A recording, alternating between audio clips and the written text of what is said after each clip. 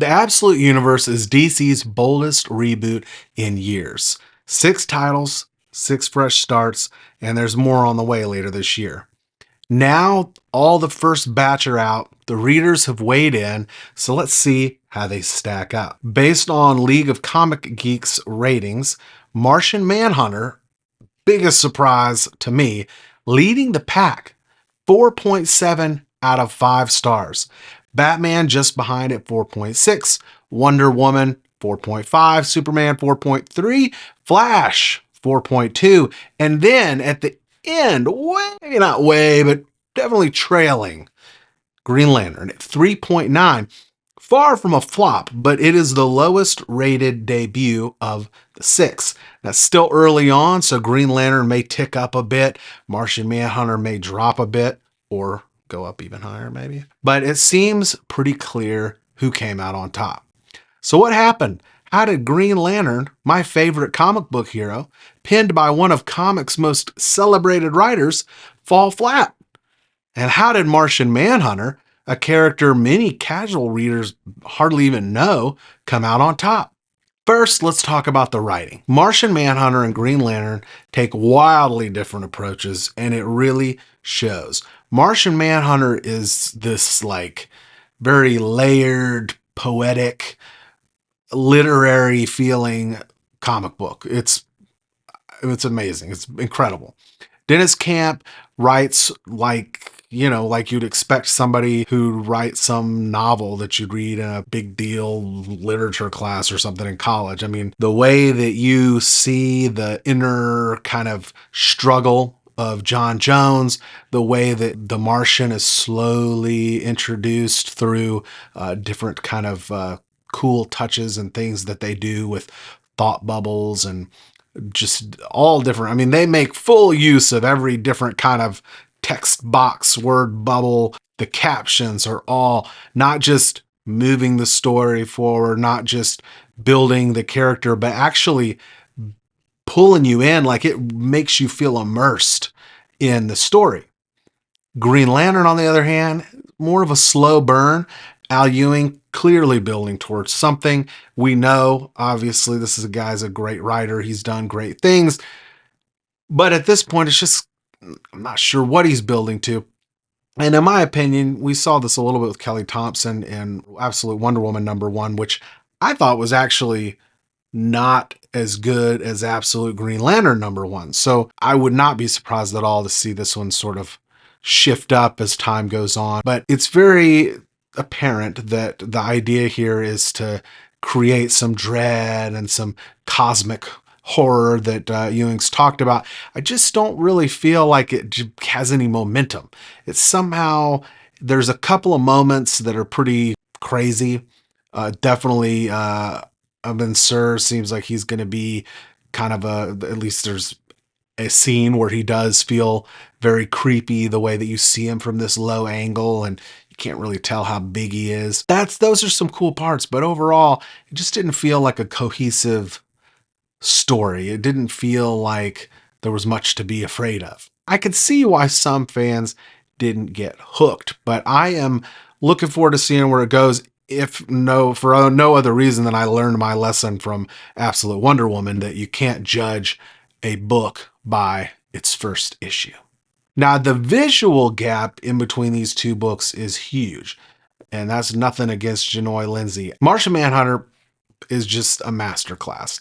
Javier Rodriguez delivers this very psychedelic, surreal, I don't even know how to explain it. It's just great art, and it feels so, everything is intentional. Everything is designed to work with what Camp is doing. I gotta imagine that's like maybe the most rewarding creative partnership around right now, to know that as a writer and as an artist, you've got somebody who you're working with who they're going to do a great job on their part, and then you're going to be able to elevate it. It is surreal. And some of the things that Camp talked about, he said, that he was really going for this kind of Thomas Pynchon kind of feel, and it has that vibe, but not to the point where you feel like you have no idea what's happening.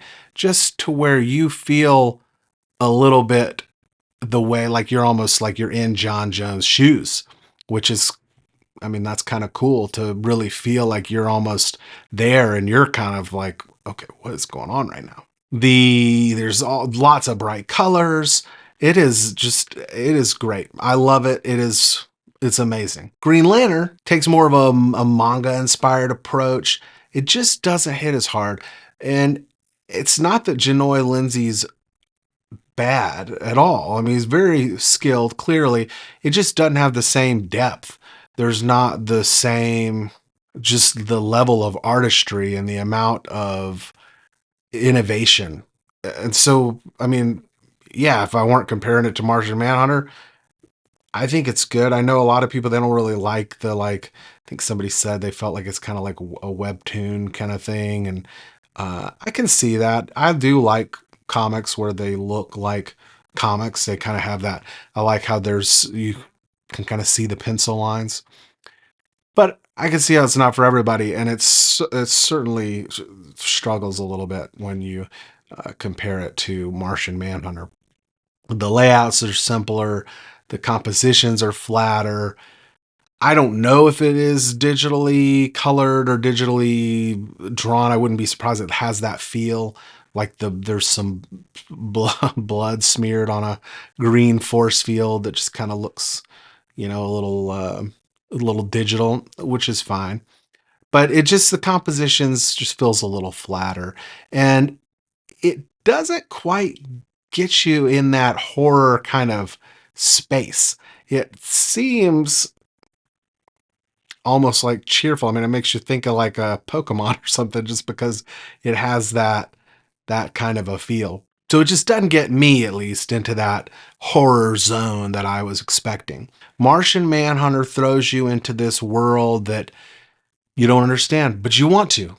There's all the you as you see Jones like descent into I don't know if you'd call it madness or into the bond with the Martian. There's more and more colors and there's swirling and um, he describes it as like smoke.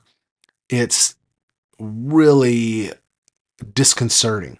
So you see this FBI agent, John Jones, he survives a bombing and then he starts seeing the smoke and it's revealing people's thoughts to him.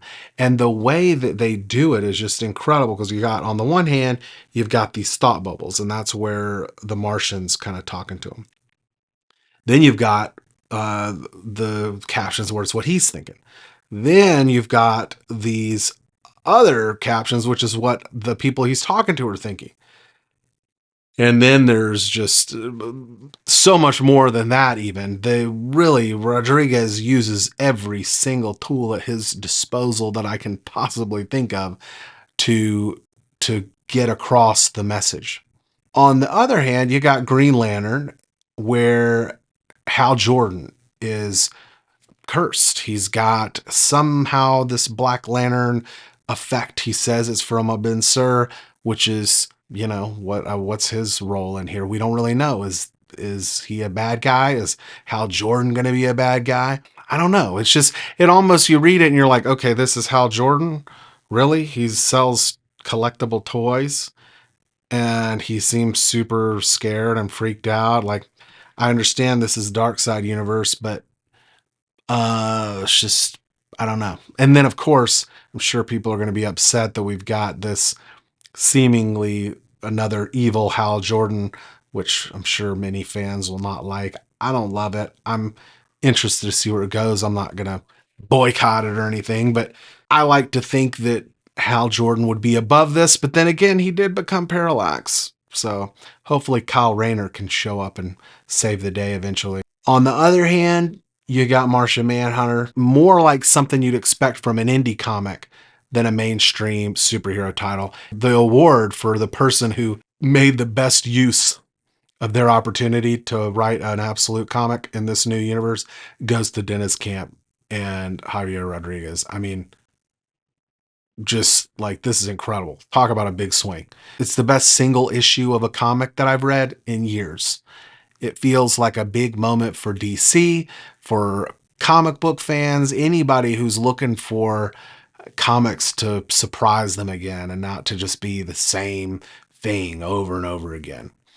Green Lantern, I don't think it will ever rise to that height.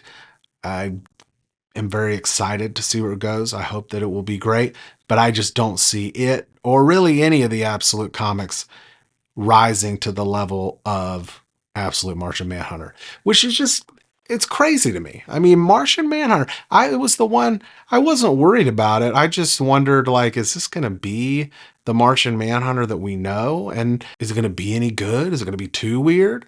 And I would say maybe yes, it is too weird, but it turns out that's a good thing. I don't see it necessarily renewing interest in Martian Manhunter in his original form, but I would not think that this comic would be in any danger of going out of print or ending its run anytime soon.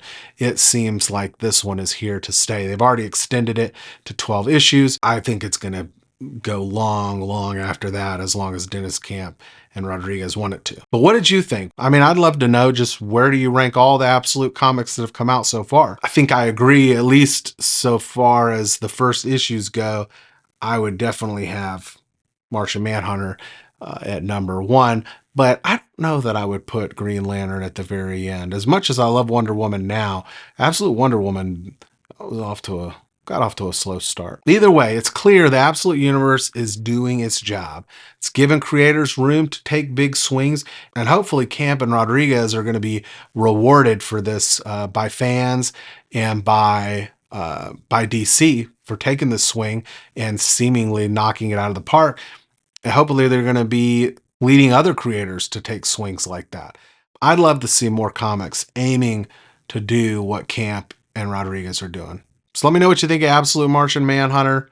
Let me know how you felt about Absolute Green Lantern and just the Absolute universe as a whole.